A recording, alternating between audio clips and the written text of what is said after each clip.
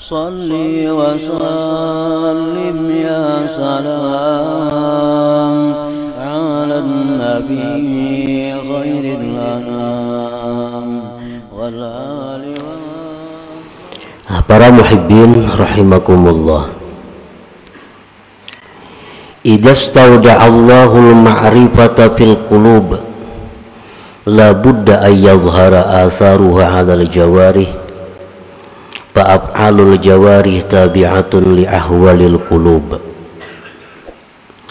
Apabila Allah Subhanahu wa ta'ala menitipkan ma'rifat di dalam hati seorang hamba, maka pastilah nampak bekas-bekas ma'rifat itu di atas anggota-anggota tubuh si hamba itu.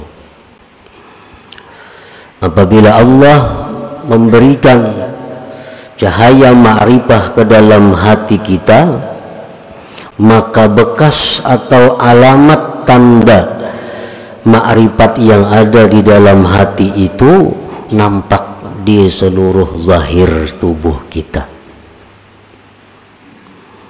Artinya mata, telinga, tangan, kaki, seluruh anggota tubuh nampaklah tanda-tanda orang yang di dalam hatinya itu diberikan Allah ma'rifat tadi. Maka bermula perbuatan anggota mengikuti bagi keadaan hati. Perilaku seseorang artinya mengikuti keadaan hatinya. Nah, apabila hati seseorang itu ma'rifat billah, maka anggotanya pun mencerminkan sikap orang yang ma'rifat billah. Apabila di dalam hatinya itu ada al-jahlu billah, jahil dengan Allah, maka gerak-geriknya, tingkah laku tutur katanya pun tidak jauh daripada orang yang jahil dengan Allah. Pamanidda'al ma'rifata walam tazhar atharuha 'alal jawarih fahuwa kadzibun fi da'waha. Maka barang siapa yang mengaku ma'rifat atau merasa ma'rifat tetapi tidak nampak tanda-tandanya, bekas-bekasnya di anggota-anggota tubuhnya, maka berarti dia itu dusta dalam pengakuannya. Mengaku itu baik artinya aku ma'rifat, mengaku, atau rasa ma'rifat, tetapi pada zahirnya, tingkah lakunya tidak didapat bekas-bekas ma'rifat, maka berarti dia tidak benar dalam pengakuannya atau perasaannya itu. Qala Allah Ta'ala, Allah berfirman, ta'rifuhum bisimahum, kamu kenal kepada mereka itu dengan tanda-tanda yang ada pada mereka. Orang yang di dalam hatinya jahil dengan Allah tampak kelihatan di seluruh anggota tubuhnya. Begitu pula orang yang ma'rifat dengan Allah tampak tandanya di dalam zahir anggota tubuhnya. Imam Ahmad Ibnu Athaillah menulis hikmah ini adalah untuk memberitahu kepada kita bagaimana kita memilih kawan, memilih guru, memilih orang-orang yang kita akan kerjasama dengannya. Apakah orang yang itu termasuk orang yang jahil dengan Allah atau orang yang ma'rifat dengan Allah? Nah, jadi Sidin ulahkan ini alamatnya, tandanya, bahwa bagaimana hati orang yang ma'rifat dengan Allah itu, bagaimana hati orang yang jahil dengan Allah. Famin atharil ma'rifatillati yustadallu biha, setelah daripada bekas ma'rifat, tanda artinya tanda ma'rifat yang bisa dijadikan dalil dengan ma'rifat itu kepada seseorang, isarul akhirah ala dunia,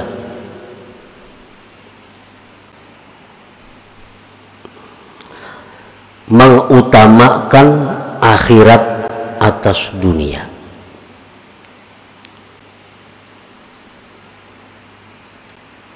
Artinya bukan membuang dunia, bukan kada menghiraukan dunia, tetapi orang yang ma'rifat itu mau bisa berurusan dunia, tetapinya mereka itu tetap mengutamakan akhirat. Para wali banyak yang berdagang, para wali banyak yang bertani. Kita baca sejarah-sejarah para wali dahulu tuh. Para wali ada yang jadi pegawai, tetapi mereka tetap mengutamakan akhirat daripada dunia. Nah, itu salah satu tanda.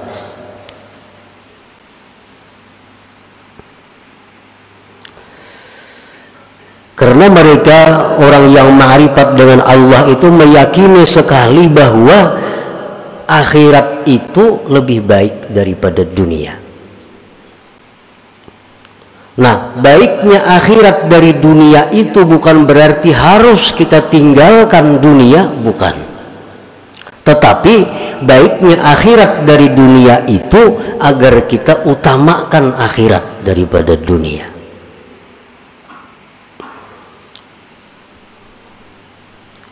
Jadi orang-orang yang ma'rifat dengan Allah itu, apapun status pekerjaannya, intinya mereka selalu mendahulukan kepentingan akhiratnya dibanding dunia.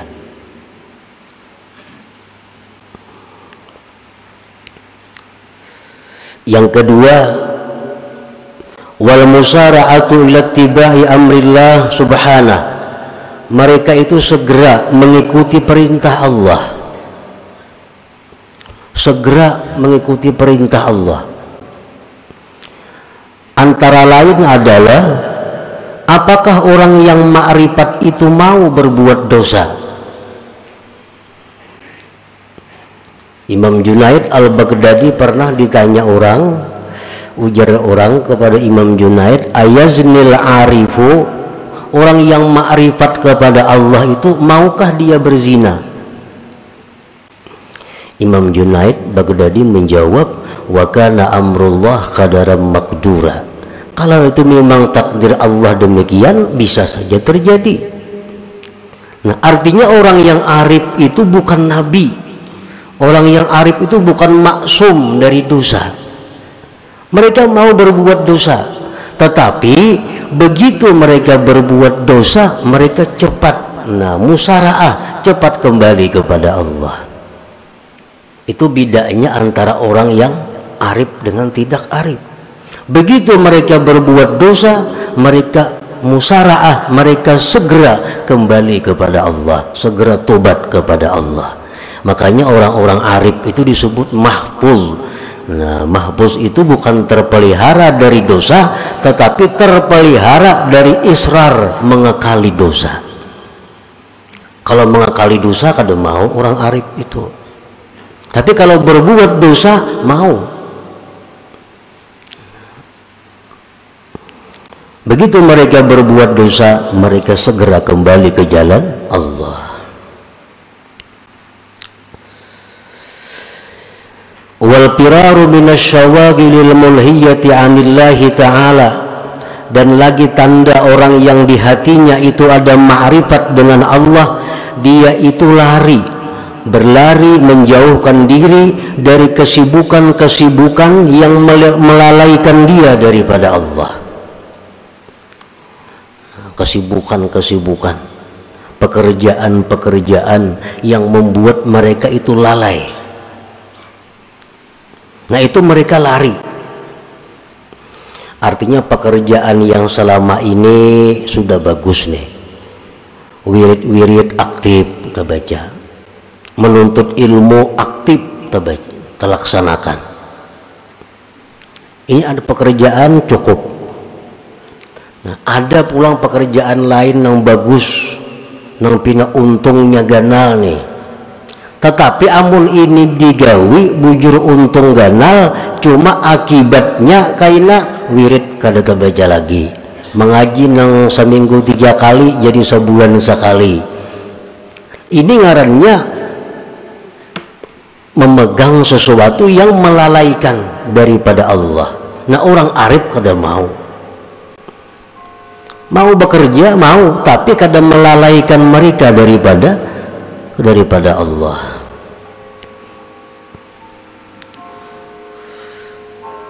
Allah berfirman, ya ayyuhalladzina amanu la tulhikum amwalukum wala auladukum an dzikrillah wa may yaf'al dzalik fa ulaika humul khasirun. Hai orang-orang yang beriman, janganlah melalaikan kamu, harta kamu, anak kamu daripada zikrillah. Siapa melakukan demikian maka dia orang yang rugi, ujar Tuhan. Allah kada melarang kita berharta sebanyak-banyaknya, kada melarang. Nabi Sulaiman paling kaya. Allah kada marah kepada Nabi Sulaiman.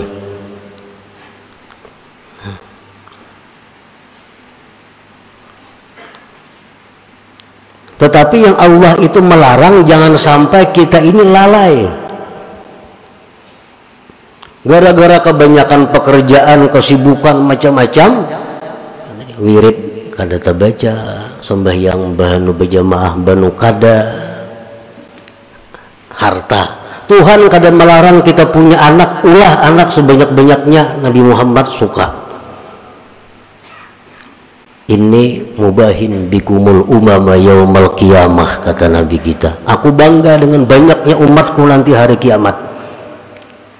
Tetapi jangan sampai anak itu membuat kita lalai. Imbah anak mengaji kada lagi, orang anak diurusi. Nah, ini anak membuat lalai. Allah kada melarang kita punya anak, tapi yang dilarang Allah jangan sampai anak harta membuat lalai daripada zikrillah. Di akhirat kita akan ditanya Allah, kenapa ikam dahulunya bagus menuntut ilmu, beribadat, hamba ya Allah banyak benar pang engkau beri rezeki sehingga hamba sibuk mengurus rezeki yang engkau beri. Ujar Tuhan, mana ikam sugihnya lawan Nabi Sulaiman betakun bang. Mana ikam sugihnya lawan Nabi Sulaiman. Sulaiman tuh kada pernah lalai kepadaku dengan begitu banyak urusan Nabi Sulaiman. Nabi Sulaiman bukan hanya mengurusi harta, mengurusi kambing, sapi, samud, angin dan sebagainya. Tapi Sulaiman tidak lalai daripada zikrullah. Nah, orang yang arif kepada Allah itu apapun pekerjaannya, apapun yang diurusnya, kada akan lalai daripada zikrillah. Jadi Allah kada melarang kita berharta, beranak kada. Cuma jar Tuhan la tulhikum, jangan lalai. Al-huznu ala fawati ta'at. Dan lagi orang yang arif itu tandanya adalah duka cita keluputan taat, sedih keluputan taat. Biasanya sembahyang berjamaah, umpamanya sembahyang berjamaah, mbak itu ada kesibukan apa, talat. Nah, orang tuntungan sudah berjamaah, ada huzun, ada sedih.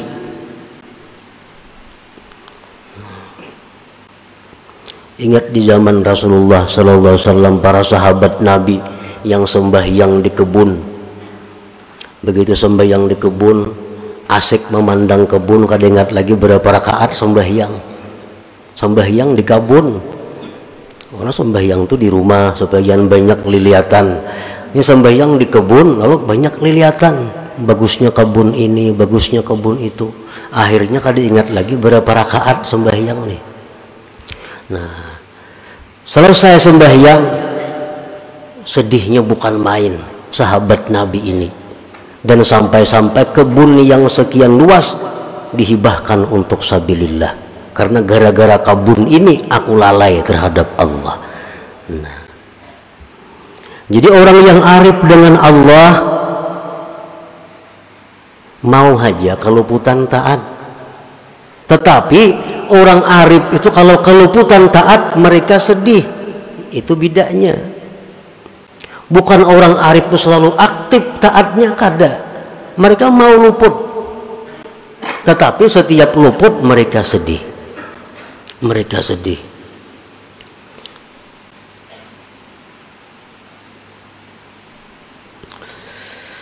Wa sururuhu wa tmi'nanuhu bi dzikrillah wa ta'atih, dan lagi tanda orang arif itu adalah gembiranya dia, tenangnya dia dengan zikrillah dan taat kepada Allah. Bila kawainya memperbuat taat, disitulah dia gembira. Bila mana dia dalam keadaan susah, dalam keadaan gelisah, zikir kepada Allah, hatinya tentram.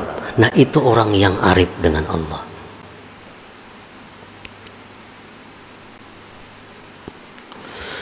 Warahmatu wasyafaqatu li khalqillah, dan lagi tanda orang yang arif itu kasih sayang bagi makhluk Allah.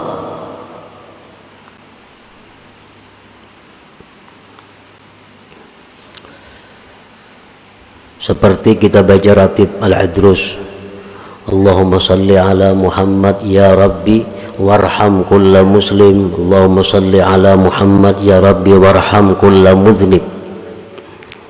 Ya Allah, berikan salawat kepada Nabi Muhammad. Ya Allah, sayangilah setiap muslim. Ya Allah, berikan salawat kepada Nabi Muhammad, dan sayangilah orang-orang yang berdosa. Orang yang berdosa itu bukan dimusuhi, bukan dibikut, tetapi orang yang arif dengan Allah itu mereka melihat orang yang berdosa itu yang perlu disayangi. Nah, kalau mereka menegur kemunkaran, mereka menegur dengan cara syafaqah warahmah itu, bukan dengan cara kekerasan, kehancuran kadada.